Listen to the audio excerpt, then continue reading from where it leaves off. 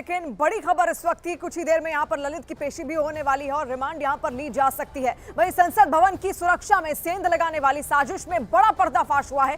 Top intelligence सूत्रों के हवाले से खबर है कि इस मामले में पर्दे के पीछे एक बड़ा साजिशकर्ता हो सकता है, जिसने सभी आरोपियों को संसद भवन तक पहुंचने के लिए गाइड किया। और पर्दे के पीछे ये बड़ा चेहरा आखिर कौन है, इसकी जांच की जा रही है। और जांच एजेंसियों की जांच में अब तक ये बात सामने आई है कि ललित झा इस मामले में मास्टरमाइंड तो दिख ही रहा है, लेकिन ललित को पीछे से कोई गाइड करने वाला एक मास्टरमाइंड हो सकता है। और ऐसी सुरक्षा एजेंसियों को लगातार आशंका है, जिसको लेकर लगातार छानबीन चल रही है। आगे उससे और पूछताछ हो सकती है और कई बड़े चेहरे इसको लेकर सामने आ सकते हैं। तो आखिर ललित के पीछे भी कोई मास्टरमाइंड है या फिर नहीं? कल ही उसने कर्तव्य पथ थाने पर आकर सरेंडर अचानक से कर दिया और उसके बाद अब आज उसकी रिमांड ली जा सकती है, जिसके बाद उससे अब यहां पर पूछताछ जरूर होगी। और पर्दे के पीछे ये मास्टरमाइंड आखिर कौन हो सकता है? क्या कोई वाकई में था जिसने इस पूरी साजिश के पीछे की स्क्रिप्ट लिखी? देखिए, मामले की जो जांच में जुटे टॉप इंटेलिजेंस सोर्स के मुताबिक अभी तक ललित झा ही पूरा मास्टरमाइंड इसका दिख रहा है। लेकिन ललित के पीछे उसको कौन गाइड कर रहा था, पूरी प्लानिंग में वो सबसे अहम किरदार कौन था, इसकी जांच भी अब लगातार की जाएगी। इसके साथ ही ललित 4 आरोपियों के संपर्क में भी था।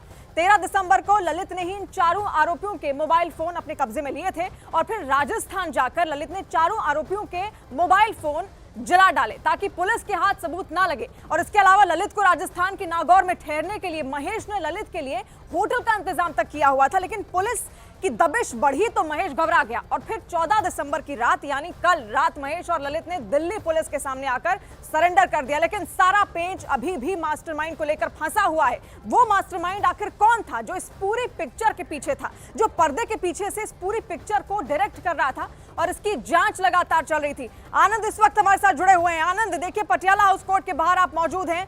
कितनी सारी कड़ियां अब यहाँ पर जुड़ेंगी और आगे की जो प्रक्रिया है वो क्या है, होने वाली है और कितनी देर में ललित वहां पर पहुंचने वाला है पेशी के लिए? देखिए, कुछ ही देर के बाद ललित को पेश कर दिया जाएगा, लेकिन सबसे चौंकाने वाली बात यह कि संसद का सत्र चल रहा हो और उस दौरान बाकायदा 2 बार पहले रेकी की गई हो। रेकी करने के बाद संसद के सत्र में 2 लोग संसद के अंदर घुस जाते हैं। ये अपने आप में बड़ी हिमाकत है और इसके लिए जाहिर तौर पर एजेंसियों को शक हो रहा है कि ललित के पीछे कोई मास्टरमाइंड जरूर हो सकता है। क्योंकि देखिए, जिस तरह से ललित ने सरेंडर करा, उसको ये तो पता था कि पुलिस से बचना काफी मुश्किल है, लेकिन उन्होंने जो फोन को जलाया है वो इस ओर इशारा करता है कि कोई कॉन्स्पिरेसी उन फोन के अंदर छिपी हुई थी ताकि वो सबूत बाहर ना आए, इसलिए उन फोन को नष्ट किया गया है।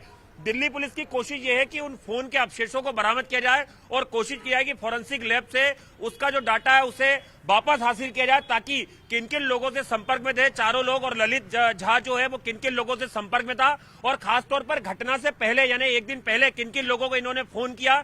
क्योंकि बाकायदा इंडिया गेट पे मीटिंग होती है, 9 महीने पहले तमाम लोग आपस में जुड़ते हैं, ललित झा सबको एक रीयूनियन करता है और उसके बाद बाकायदा 2 बार रेकी करने के बाद जब ये सुनिश्चित कर लिया जाता है कि जूते की कैविटी में अगर कुछ सामान लेके संसद के अंदर दाखिल होते हैं बाकायदा पास बनवा के, तो सुरक्षा की जो कड़ियां उसे तोड़ा जा सकता है। और इसी को करते हुए बाकायदा संसद भवन के अंदर दाखिल हुआ गया। जन्मभूमि ममपुरी सुहावनी, उत्तर दिशि बह सरजू पावनी। अयोध्या करोड़ों की आस्था का केंद्र, भव्य राम मंदिर का दिव्य स्थल।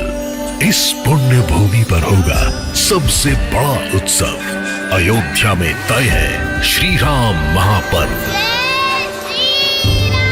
सिर्फ न्यूज़ 18 इंडिया पर।